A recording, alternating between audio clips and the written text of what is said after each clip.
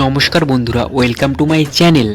আজ আমি দেখাবো ছোট্ট সরস্বতী প্রতিমা কিভাবে তৈরি করবেন। এই ছোট্ট সরস্বতী প্রতিমা আপনারা তৈরি করে পূজাও করতে পারেন অথবা আপনাদের পড়ার জায়গায় রাখতে পারেন। আর এই সরস্বতী প্রতিমাটি অন্য মডেলের হতে চলেছে।